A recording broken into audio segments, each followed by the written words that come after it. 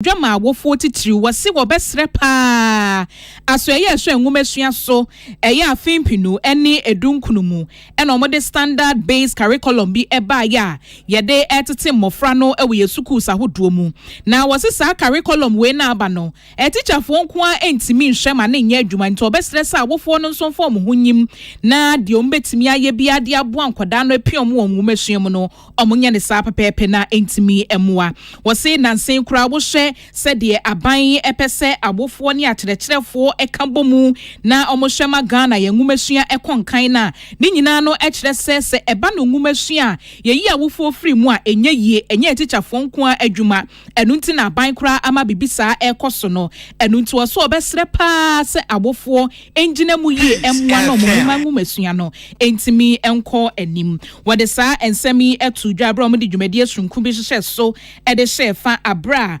Daniel's Classic School Complex a one crying omunye mfinhia no aduonu baako. Standard-based curriculum stresses more on how facilitators can help to imbibe in children time-tested competencies such as collaboration,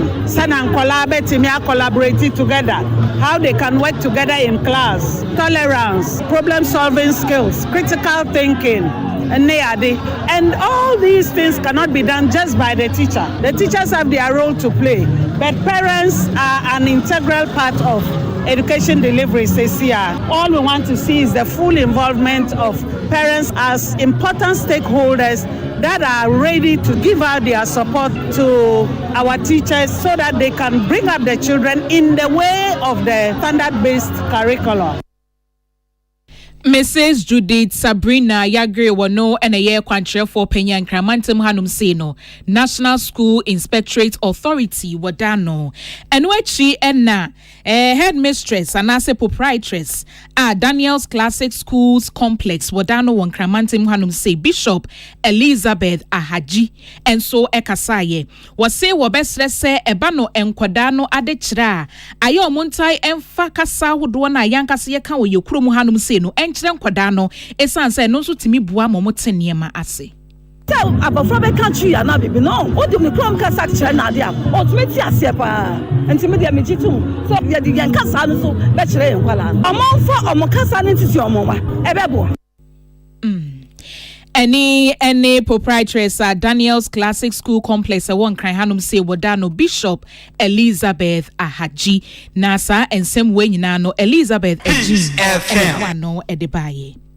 Yetwa and semno so na Unity Mission and Impact Foundation ede dwumadie sunkumbi abo matoni din say a lady with a dream conference no afidie omodi ahyehyɛ so na we no eye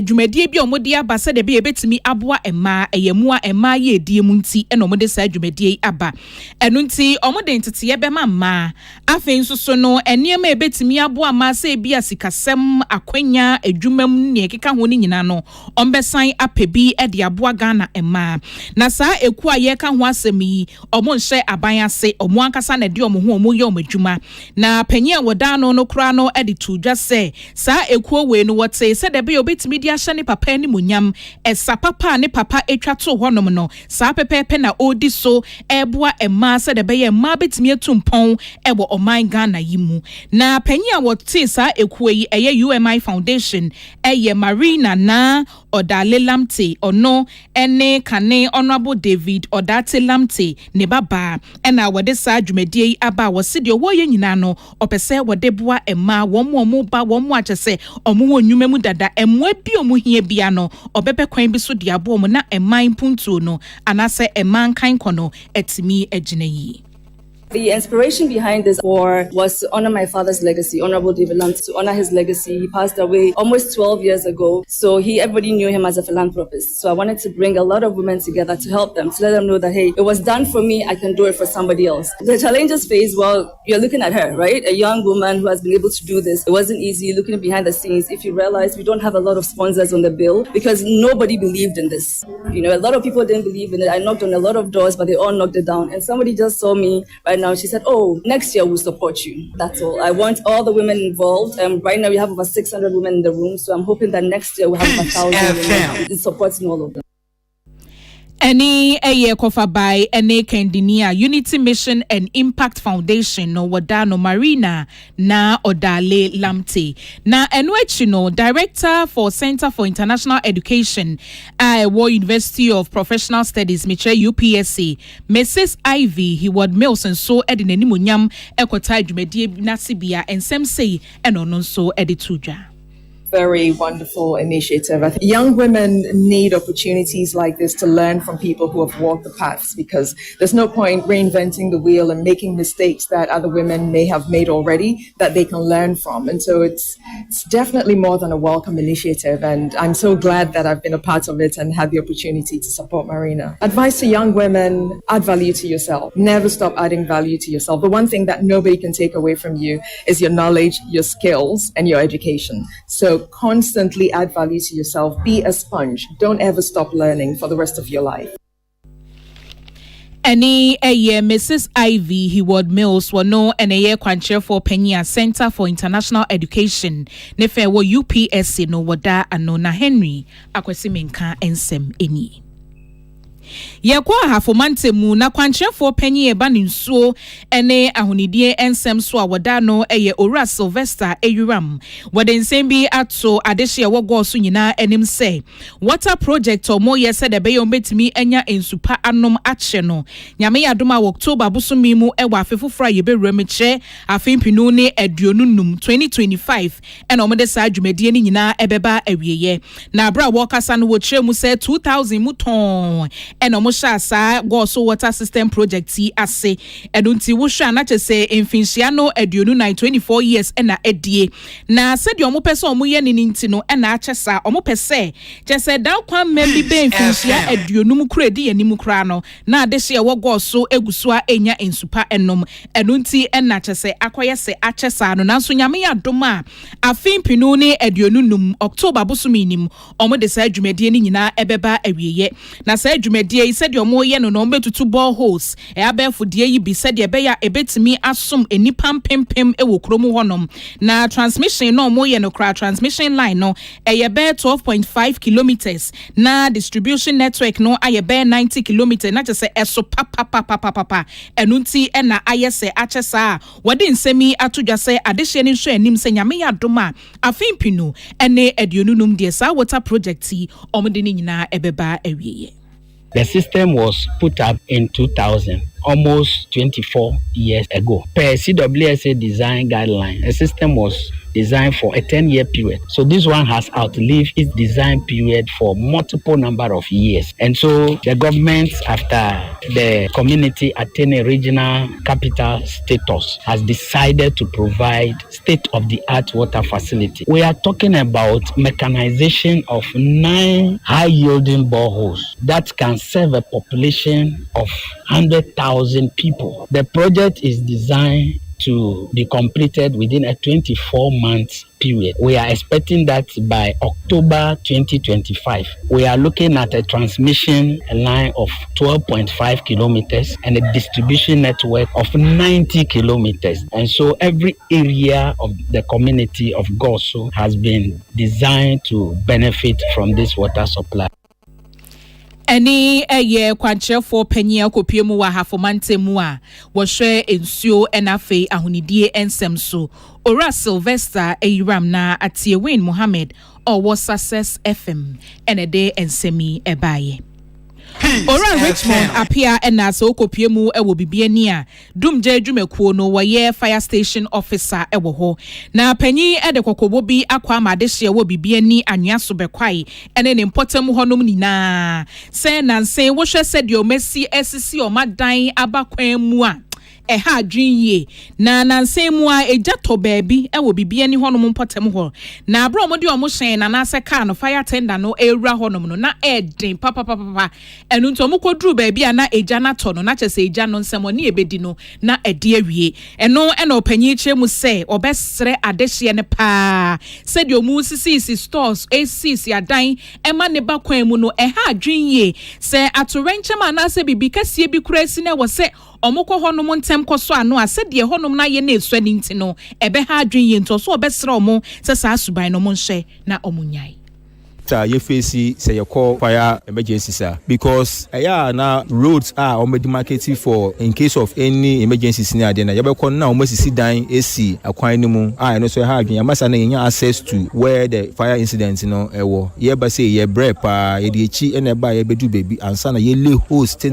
they call the fire scene. In fact ye bre pa enye de gide anko a member bebre nti ye besre opinion leaders na so mu si dan a se baby a o demarcate say eye for road munja ho dan se mo be extension na mo be close esa na fire attendant so so e ba ye bre nti ye straight memufo no so mo hwe e ho man. Na ora Richmond apia esan echiremu said the jano etoye wo bibie ni degede honom no de ekoba ye nyina no wode hunsem sei etudwa gas cylinder and omode ahwe guso still gas free my eba it quickly na na ekoyi fi ahwe no mo a ye regulator and free so ema gas no e ka say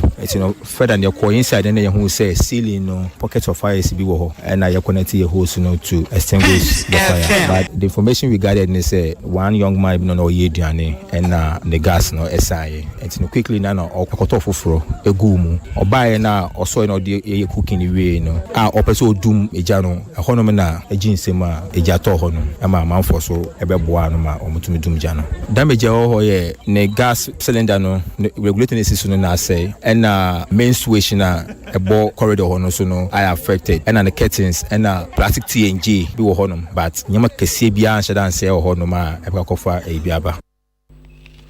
Any eye ora Richmond apia wono na akopie mu ewo bibie ni anwa so bekwaya woye fire station officer ewo ho na yensentro ni ewukwado atoye tifidomantemu eno de nsemi ebaye Osempakani ba ko wo Church of Christ Fadama eye evangelist Samuel Opon dodo na frɛ no SK Opon opanyin so esan ye kofa by ene kandinia enkechi foundation woda no ne nsema wode ato Ghana de hye nyina edim sɛ wo so obesrɛ sɛ wo mu a nyame adom nyame nhyira ɛwɔ mo so mo nsɛm obie no ayo mo ntantene mo nsa ɛma sɛbe wo mu ni bie ɛwɔ yempotemu wo se wo hwɛ tro kronkron ni mu kura na ka sɛ aya yenkyerɛ ɔdɔ na wɔdɔ ne sɛ wo ye Kristo ni mapa na nyame adom bie na won so wo hwɛ sɛ wo nua bi a woni bie no wo boa no ɛwɔ kwan bi so wo se san niema no se yɛfɛsi yɛ ho so pa na se yɛde si ani so a ɛbɛboa pa ma Kristo som no etimi akɔnanim anase ɛbɛboa ama yɛtimi asosɔsɔ yɛn ho ano a sɛ obi ho kyerɛ no kora na kakra bi a wo no obenya saa ɔdɔ no ne pepa ne sɛ wode bɛboa saa nipa no na wɔkasa kyerɛ mu nienti a wode Enkechi Foundation ɛbaayɛ wo se ba wode foundation ya bayi ɔpɛ sɛ wode boa wɔ mu a awadeɛ hun tokwa ne chesementi me ho asenti sebe omenya adwemu yade afensu wo mo matosini ewo muni pedua kwa baabi nyanka enwisia wo mo amoye kunafo wo yememu nyina no wo se Enkechi Foundation no eba beso mumu na bibibia omu hia bia no mo so atimi apebi ede aboa wo mo wo de nsami tudwa abra wo hweye ema omutimi di apomuden hwemu famekwabi ehhye soma adehia ewo Fadama obi wo ho a na nadwen na emaso obi wo nso wabo obi da na obo obi na bi akatua bi odi tua ne ka no to why na adwen se ne etuo nkotwere ba bia etwere ampa ne sika na dwapade mmo obi abio obi wo nso a na emma na adwen mu obi nso no wabu na ni aguso de esre wiase nyina se ebere wie tru se ye de dwapade esuma foforo bible no kan sem bi o Proverbs chapter 21 verse 13 oso obi a obu nani gu bobroni sofo no onyankopon so bebu nani agu sa nipa ne bra ohia nyame eso we ne ebotae abrabo aye boyi so nipa wo sempomuden a otumi ye bibia sika da ho oni mpomuden otumi nya adwuma empomuden wasi dan se oni mpomuden a otimi kura wani nje empomuden ti obitimi ton ne fie be ye 10 enso onya hoden Any eye Osempakani ba Christ Church of Christ Fadama owo honumu bia wasanso eye kofabai ene kandinia Enkechi Foundation wodano evangelist Samuel Opon na enwechi no panyi kofabai ne kandinia Evergreen Scientific Health Service wodano Dr. Imano Nanasapomba enso ediato Ghana de hye nyina nim abromu ya pomudin hwemu famekwano ene oso obestre se brano na ya yentai enko free ye nipa duamu yankwana doctor enhye ye check up bi wose wan kokra no bosome miensa bia de wose wokɔ na afensu yenya isese ye yade ani yankase yakɔ pharmacy akɔ akototonuru akeka boma no mo sesa de no ye ya ema ye ntena se enche ye won kurase no saa ne yena na aba ene civilization so dodo na da so use first no na facilities a nhye da ni ho nti be checking up mu de na eden eno na nkrofo peso mo epeke but this time around no ya ade bia e wo se ye yi sa adwene ne free ni petrim fi se regular check up ehu hia onam ha wo ko ba obi free se na excuse ne se menyare hwenyame but it might happen say bia obi pi ekosro a winim unknowingly o cholesterol level ekosro unknowingly into no regular check up de ehu hia pa de enti ehu hia ne say yare bia won empempen so ye wo yare bia ne primary stage ye wo ne secondary stage acute and then chronic eni je bia na wo yare no kura no wo kontemu a obehu primary stage na ma wo de aduru kakra bi aka ho Any a year cover by any Kendinia Evergreen Scientific Health Service, Dr. Imano Nanasapomba, Wada Anona Abdullahi Dasmani, and Ediamani Ebaye. Yebe homeso, yeba, yebetwaso.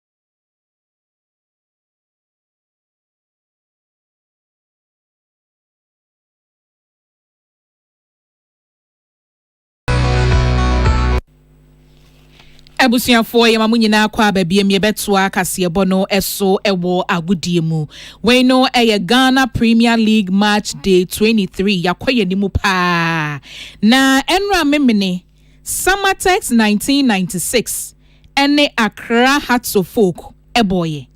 ekori ase no Summertex 1996 ehye mienu Accra Hearts of Folk ete kanimu ba ko pe ene kwesie ya so mediema SC any Dreams FC eboye na so bia no otimi ma atena kasa ye Accra Great Olympics ene Aduana FC so edisie ni den ekori ase no Accra Great Olympics ehye polypoly and 9 Aduana FC ete kanimu ba ko pe Bofo akwata no ene Karela United nso eboye ekori ase no bofo akwata no ehye mienu a Karela United ete kanimu ba ko pe ena Brekum Chelsea ene Bichem United nso eboye ekori ase na koye draw obi ahye baako Legon Cities ene Nswacheman FC nso ebo ene kwasie ekori ase no Legon Cities ehye baako a Nswacheman FC entimi antekano na nonsie ya ena Kumasi Asante Kotoko ene Nations FC nso edisi ani na omuguswa ebo eno nti de bebia bekwa akɔwie bia no ye de hu sunsanso no ebebremu nyame ya adoma a wɔkyene dwo Real Tamale United ene Accra Lions nso ebebo na fe Hearts of Lions ene Bibiani Go Stars nso ede esi ani baby e hon so bekwa akodru no ye de hu ensunsanso ebeba besomo na aha ene ye de kasebo ni nyina esie aseda enkoma William Gentu Afe Henry Akwesimenka Isabella Danso Elizabeth Ejean Prince Bafo Asamwa ena Gladys Boache omunyina ene bom echidoma mitimdi kasebo no yesemufo eyenana ya okese de cardinal one ma me bia makwafo midin ede abna bayi nyano yadamase. Tune it in, turn it up, Peace FM, and rip off the knobs.